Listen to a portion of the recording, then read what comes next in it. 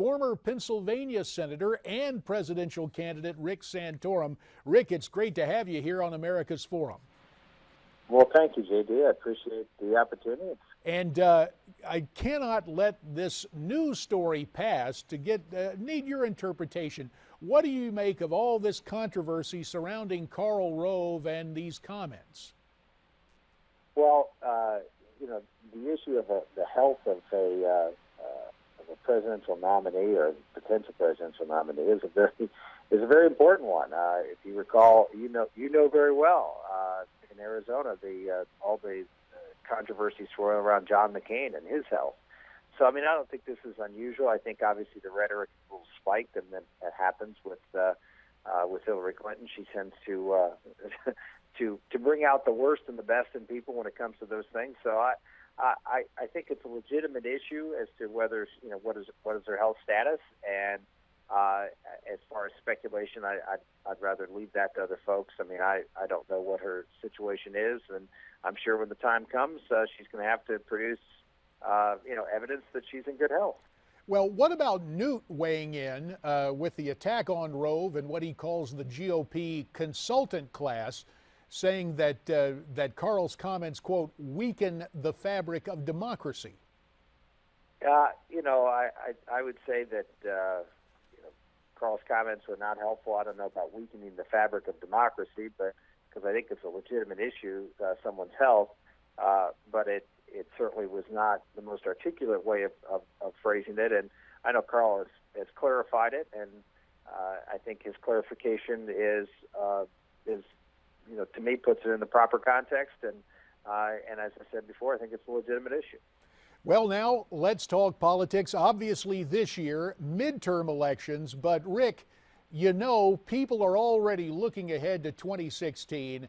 And how about helping your old buddy out now? You're ready to make news today? You're ready to throw your hat in the ring by any chance? Well, I just endorsed a few candidates last week. A couple of them won yesterday. Ben Sass in Nebraska, and for a very key Senate race there for us. That's a race that will certainly go to the Republican nominee. We're very excited about having a real strong principal conservative in Nebraska. We got Alex Mooney, who's running an open seat in West Virginia.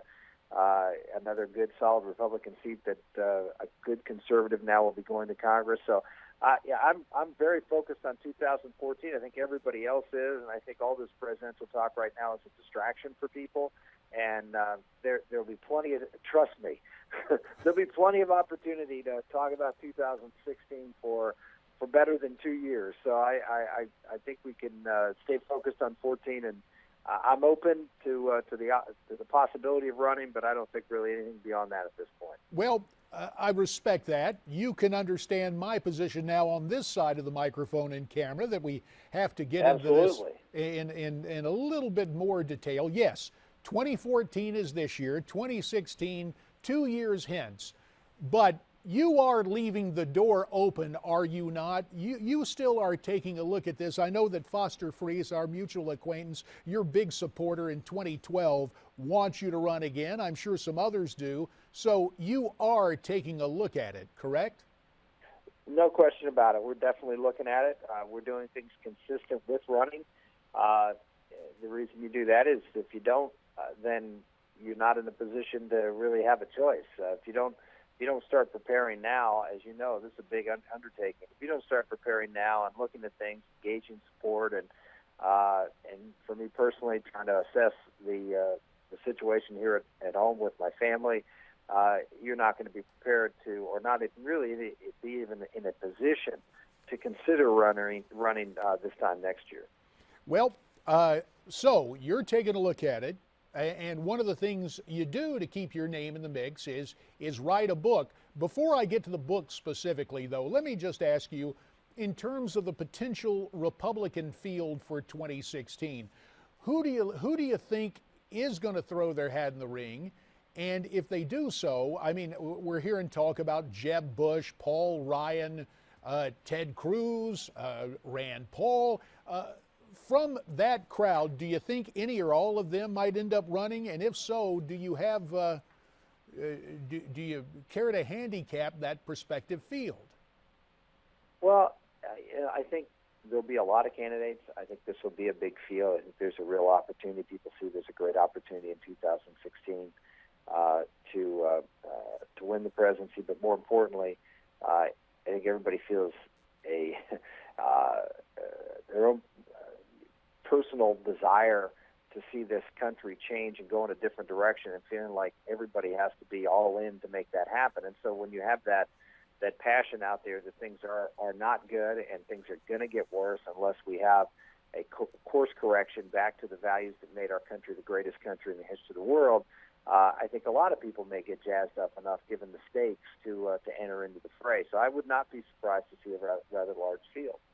All righty. Now to the book, Blue Collar Conservatives. You write that the Republican Party can barely rally its own base. So with that in mind, Rick, what does the party do to change this? Does it take a turn to the right, a la Reagan, or once again, will the establishment prevail? Yeah, I think the answer is we have to go back to the values that made our country great. That's what conservatism is. Conservatism is looking at what has worked. It's not an ideology. I always say socialism and communism and libertarianism. All of these are ideologies that have never worked in reality. What conservatism is looking at the values and traditions and principles that have made America the most successful country in the history of the world, and apply those same principles to the problems at hand.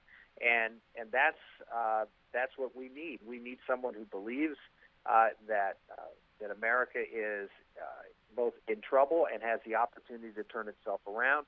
And I'm like I said, I'm excited about the opportunity we have with rebranding the Republican Party to a party that identifies with those values and the average working people in America who make this such a great country. In 2012, you write that blue-collar voters stayed home on Election Day. Why was that, and how do they get back involved for the midterms this year and obviously in 2016? Yeah, I think the numbers I've heard is as many as 6 million blue-collar conservatives stayed home in the last election, which was determinative of the election. It's one of the reasons I was so frustrated in not being able to take the nomination, is I felt we were leaving a lot of votes on the table. And people who share, like I said, share our values, but don't think the Republican Party or the nominee last time around spoke to them. There was exit polls were done at on Election Day, and the exit polls for president, they were asked the question, what was the most important issue to you in deciding who to vote for president? And 23% of the people who voted, almost all of them middle and lower income people, answered that he cares about people like me. And for that 23% of the election, that was the most important issue. Mitt Romney got 19% of the vote. So we clearly had a message from the Republican Party that was not oriented toward the people who are out there struggling in America. And unless we have an agenda, and unless we do some things to start communicating what that agenda is and how it's going to create opportunities for people to live a better and more stable and secure life, we're going to continue to have this problem, and the Republican Party is going to be in big trouble.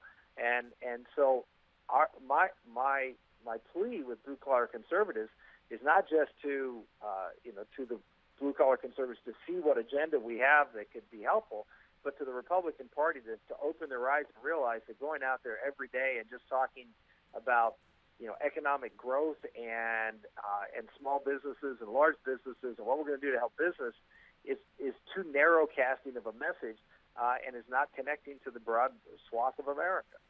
Rick Santorum, sounds like you're voicing a plea for kitchen table issues, and obviously you believe that conservative issues carry the day with blue-collar conservatives. Again, that is the title of the new book, Blue Collar Conservatives by Rick Santorum. Rick, we thank you for your time, and we hope you'll come back to see us, like when you make a decision about 2016. We'd love to make that news right here on America's Forum, okay? Thank you very much, JD. I appreciate the time. Rick Santorum, do you want to see him run for president? What about blue-collar conservatives? Why don't you tweet me your comments at Newsmax TV, #America's Forum.